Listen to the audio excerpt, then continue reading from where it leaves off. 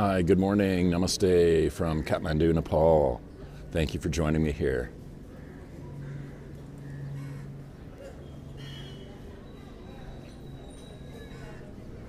Oh, thanks for the hearts. Thanks so much for joining me today in this wonderful city, spiritual center, Kathmandu, Nepal. And I'm in the Tamil section right now, which is kind of the tourist hangout area.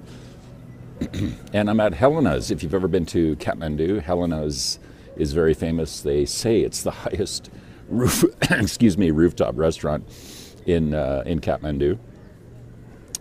Hi, John Sabo. Good morning. Hi, Tim. How are you? Nepal's treating me great. Of course, I love Nepal. Thank you for joining me here. It's John Sabo, FarEastAdvTravl, high atop Helena's. There's the sign. See, I'm here. And I just finished my Indian breakfast, which is really do I sound like I have a cold?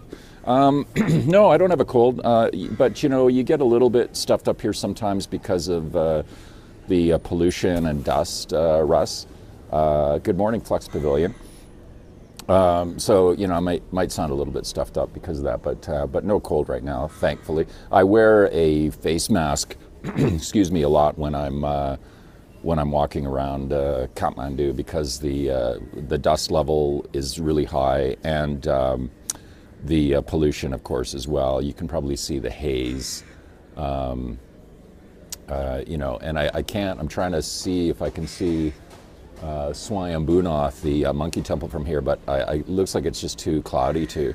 I had Indian breakfast, so I had aloo paratha, which is roti with potato in the middle, fried. It's really good, and puri and curried vegetables.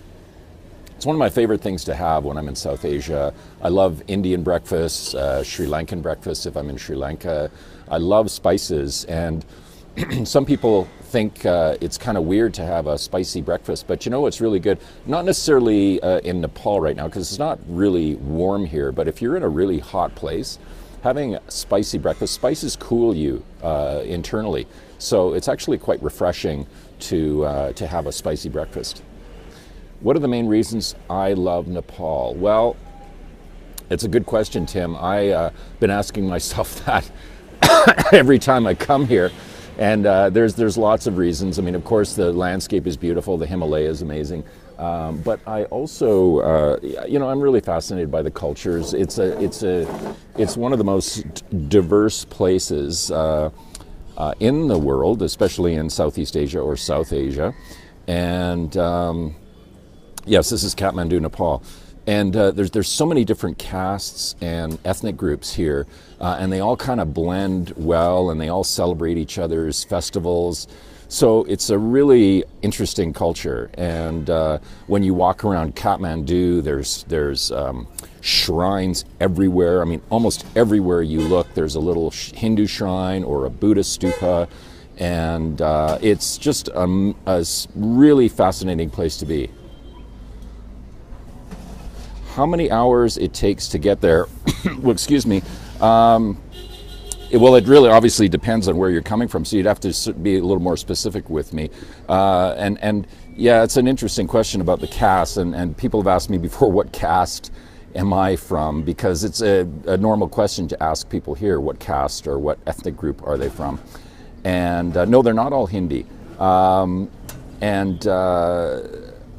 And there is no caste really system outside of South Asia, so it's a very South Asian thing, particularly.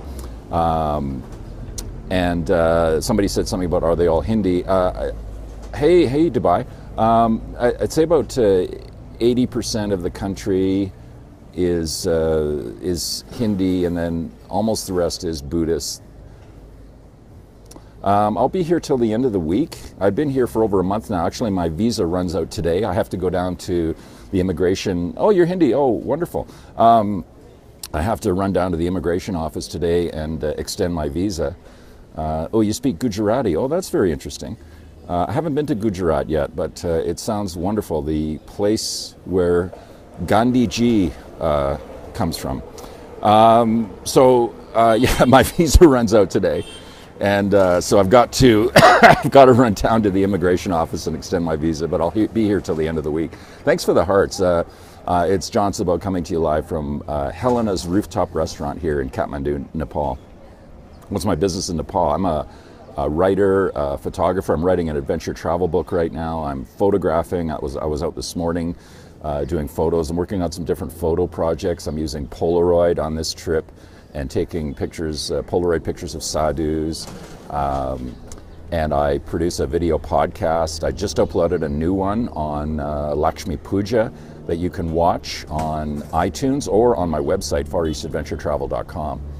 And oh, cool, New Hampshire. Thank you so much.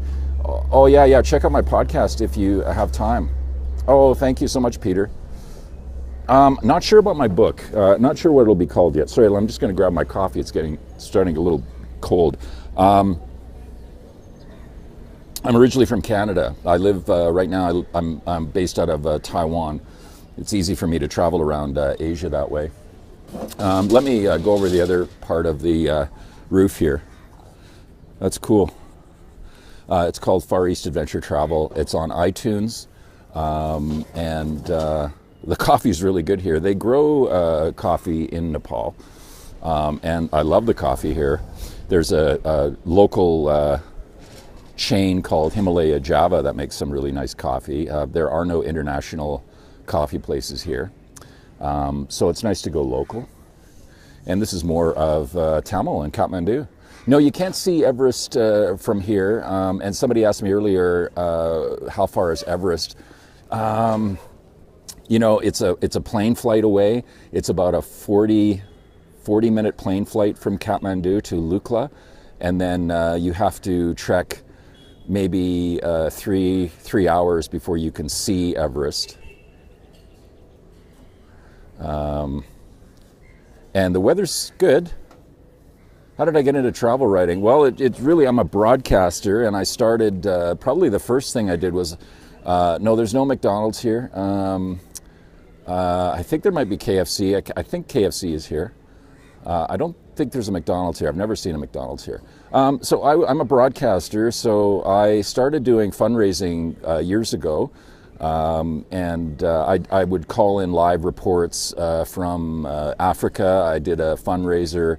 I climbed up Mount Kilimanjaro and raised $16,000 for a local charity in Vancouver, and I also raised money when I was trekking in Tibet. So that's kind of how it started. I'm a broadcaster, and then it just naturally, I just transitioned into doing what I'm doing now. So I'm independent. I don't work for anybody. I have my own company. And so I produce content on the